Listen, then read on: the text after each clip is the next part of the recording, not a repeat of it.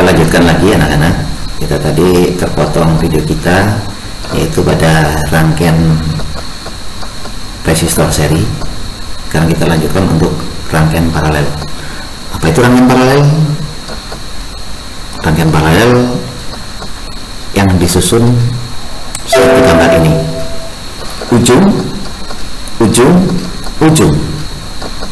Pangkal, pangkal, pangkal. Ketiga pangkal ini dijadikan satu atau disolder. Ketiga tadi ujungnya ini ketiga ujung dijadikan satu dan ketiga pangkal ini dijadikan satu. Jadi tentunya beda dengan rangkaian seri tadi. Kalau rangkaian seri ujung ketemu pangkal, pangkalnya ketemu ujung. Kalau ini pangkal ketemu pangkal semuanya. Nah, akibatnya bagaimana? Arus ke satu, arus yang ada di sini dengan arus yang ada di sini dan arus yang ada di sini akan beda. Arus pada R1 jelas di sini adalah hambatannya 3 ohm. Arus di sini hambatannya 6 ohm dan arus di sini adalah hambatannya 9 ohm. Jadi tidak sama.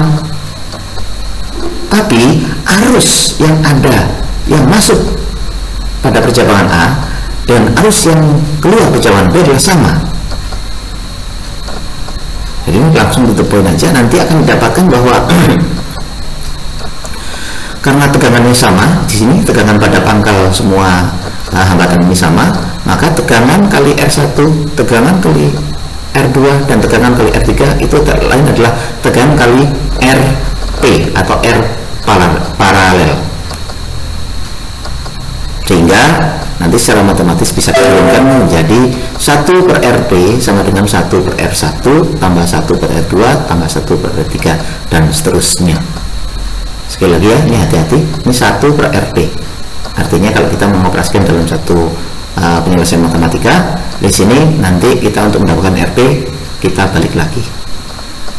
Kita masuk ke rangkaian gabungan seri dan paralel.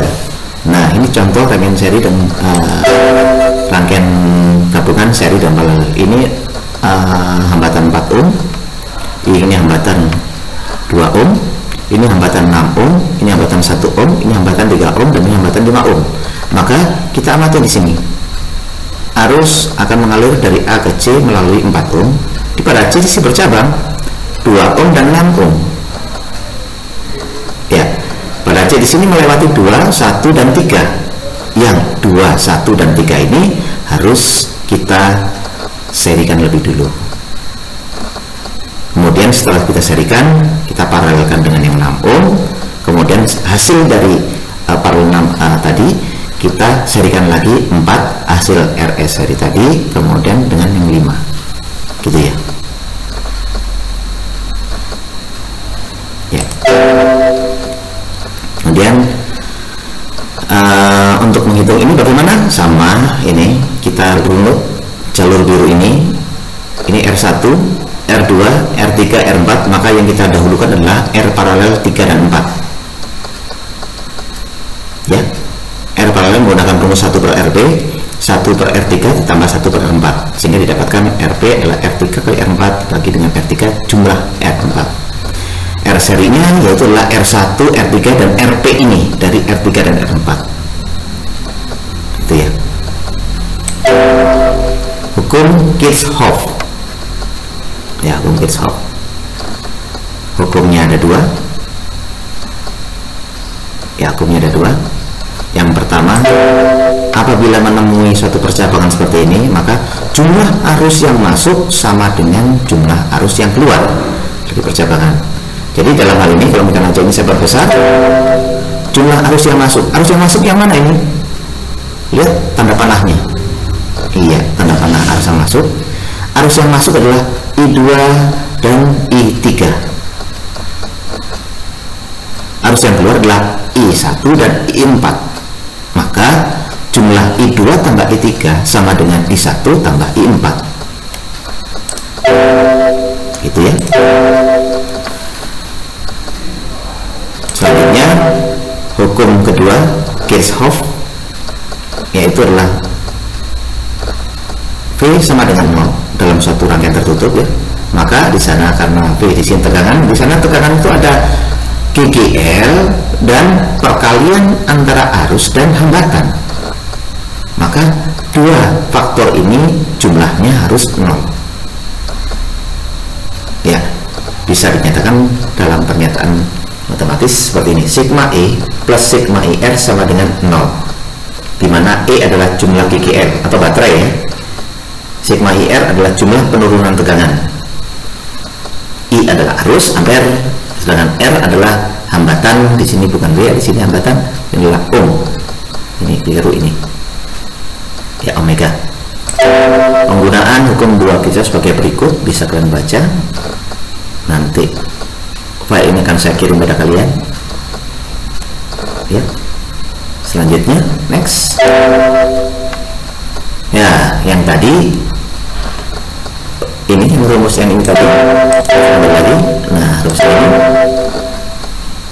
ini E bisa bernilai positif atau bernilai negatif. Begitu juga ini penurunan tegangan, terutama untuk I-nya ini bisa bernilai positif, bisa bernilai negatif. Kita gunakan ketentuan seperti ini. Ya, contoh dalam rangkaian satu loop ini.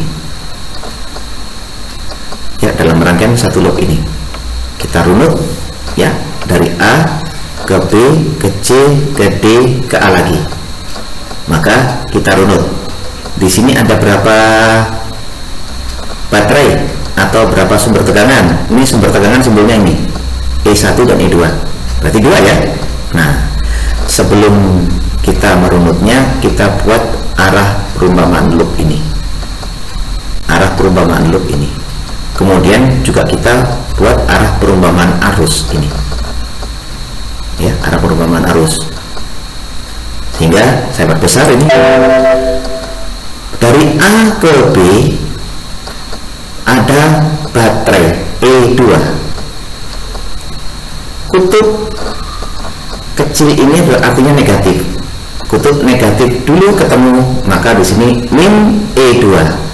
Lanjut sini lewat C menuju D, kutub negatif dulu yang ketemu, maka min E1. Jadi untuk GGL-nya adalah min E2 min E1. Untuk penurunan tegangan IR ya, dari A ke B tidak ada hambatan, jadi tidak ada IR. Dari B ke C baru ada IR, dimana R-nya R2. Ini adalah I, tidak ada I1 I2 karena tidak bercabang ya. I kali R2, kemudian yang dari C ke D tidak ada, dan dari D ke A ada I kali R1 ya. Nah, seperti ini nanti I kali R2 dikurangi E1 ditambah IR1 dikurangi E2 sama dengan 0.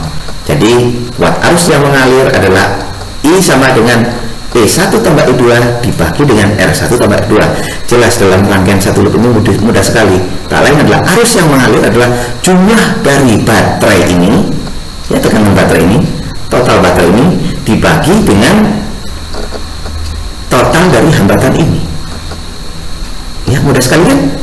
Misal ini adalah 9 volt, ini adalah 3 volt, jumlahnya berapa? 12. Misal ini 3 ohm, ini 3 ohm, sama kan ya, maka adalah 6 ohm. Maka arus yang mengalir adalah 9 tambah 3 12 dibagi 3 tambah 3 6. Maka arus mengalir adalah 2 apa? 2 ampere. Ya,